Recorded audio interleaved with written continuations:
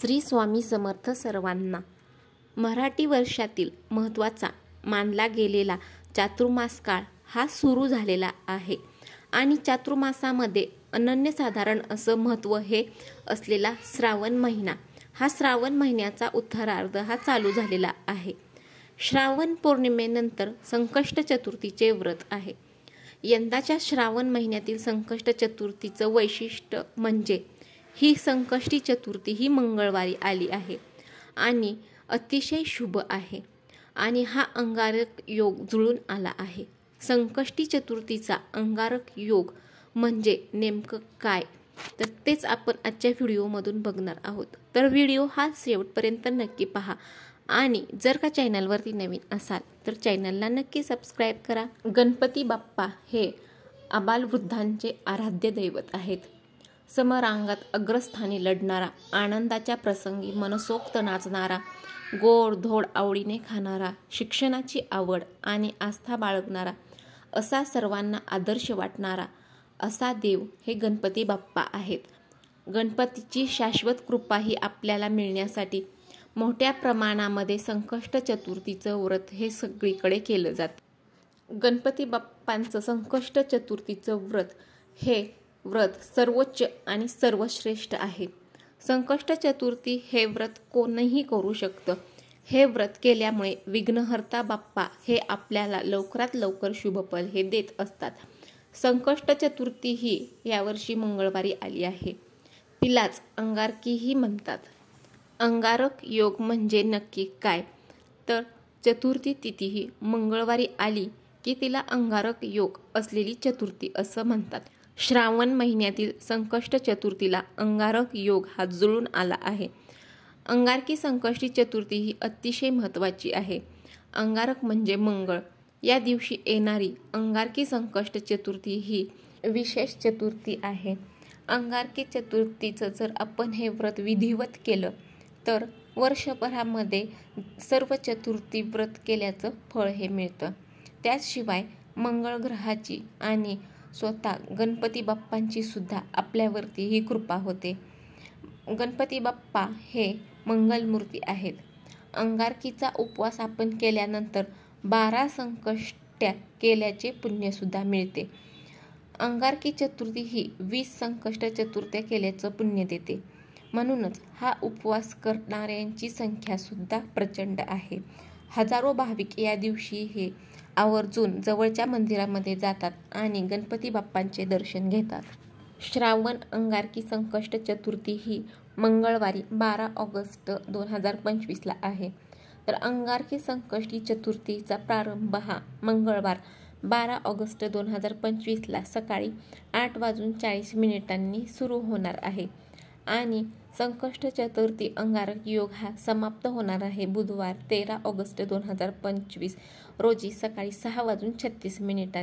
ताईंनो, अंगारकी चतुर्थीचं व्रत जर का तुम्ही केलं तर तुमच्यावरती कोणतंही संकट येत नाही किंवा कुठलं जरी संकट आलं तरी त्या संकटांचं निवारण हे होतं. कारण गणपती बाप्पांनी मंगळाला वर दिला आणि तुझ्या नावाची ही चतुर्थी लोकांचे कल्याण करणारी होईल असा वर दिला. तेव्हापासून अंगारकी चतुर्थी या दिवसाला विशेष असं महत्त्व प्राप्त झालं आहे. ताईंनो, अंगारकी संकष्टी चतुर्थी हा योग वारंवार हा येत नाही. मंगळवारी संकष्टी चतुर्थी आली की अंगारक योग हा जुळून येत असतो. तर याबाबतच पुराणामध्ये एक कथा सांगितली आहे.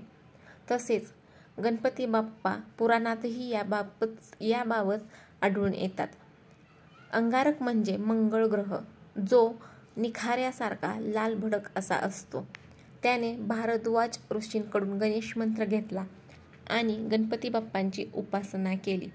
त्याच्या उपासनेवर प्रसन्न होऊन गणपती बाप्पांनी त्याला आशीर्वाद दिला की माझ्या जन्माची तिथी चतुर्थी होती, म्हणून मंगळवारी येणारी कृष्ण पक्षातील चतुर्थी ही तुझ्या नावाने अर्थात अंगारकी चतुर्थी म्हणून ओळखली जाईल. अमंगळ समजल्या जाणाऱ्या मंगळ ग्रहाला ज्या वरदविनायकाने पावन केलं त्या विनायकाने आपलाही उद्धार करावा या हेतूने अंगारकी चतुर्थीचं हे व्रत केलं. मंगळाची धास्ती न बाळगता आपलेही जीवन मंगलमय व्हावे अशी प्रार्थना या अंगारकी चतुर्थीच्या निमित्ताने करता येईल. तर ताईंनो, ही आहे अंगारक संकष्टीची व्रतकथा. आता अंगारक संकष्ट चतुर्थीला ही एक गोष्ट आहे ती तुम्हाला आवर्जून करायची आहे. एक फूल आहे ते चतुर्थीला, ते गणपती बाप्पांना उद्या अवश्य आणि आवर्जून तुम्हाला अर्पण करायचं आहे. संकष्ट चतुर्थीला चंद्रोदय चंद्रदर्शन हे महत्त्वाचं आहे. चंद्रदर्शन घेतल्याशिवाय उपवाससुद्धा सोडत नाहीत. संकष्टीच्या दिवशी आपण बाप्पाला जास्वंदाचं फूल हे अर्पण करायचं आहे. जास्वंदाचं फूल आणि दुर्वांची जुडी ही अवश्य अर्पण करायची. अनेकदा मनात असून सुद्धा अंगारकी संकष्टी चतुर्थीला गणपती बाप्पांचं पूजन जर का तुम्हाला करणं शक्य होत नाही, तरी तुम्ही फक्त गणपती बाप्पांना एक जरी दुर्वा अर्पण केली तरी सुद्धा आणि गणपती बाप्पांचे अगदी मनोभावे स्मरण जरी केलं तरी सुद्धा तुमचे ज्या काही इच्छा आहेत त्या इच्छा पूर्ण होतात आणि पूजेचं पुण्यसुद्धा तुम्हाला प्राप्त होतं. त्याचबरोबर गणपती बाप्पांचं अथर्वशीष पाठ असल्यास 21 वेळा त्याचं आवर्तन करायचं आहे. जर का तुम्हाला आवर्तन करणं शक्य झालं नाही तर ते एकदा पठण नक्की करा. गणपती अथर्वशीर्ष येत नसल्यास मनोभावे श्रवण करा. अन्यथा ओम गण गणपते नमो या मंत्राचा 108 वेळा जप करायचा. तर अशा पद्धतीने तुम्हाला गणपती बाप्पांना उद्या जास्वंदाचं फूल हे अर्पण करायचं आहे आणि त्यानंतर मग तुम्हाला गणपती बाप्पाची पूजा आरती करून घ्यायची आहे आणि मग संध्याकाळी उपवास सोडायचा आहे. उपवास सोडता वेळी गणपती बाप्पांना आवडणाऱ्या गोष्टींचा नैवेद्य दाखवायचा आणि चंद्रोदयावेळी चंद्राला अर्घ्य अर्पण करून मगच व्रताचं उद्यापन हे करायचं आहे. ताईंनो, जर का व्हिडिओमधील माहिती ही तुम्हाला माहितीपूर्ण वाटली असेल तर चॅनलला सबस्क्राईब करायला विसरू नका आणि व्हिडिओला लाईक करायला विसरू नका.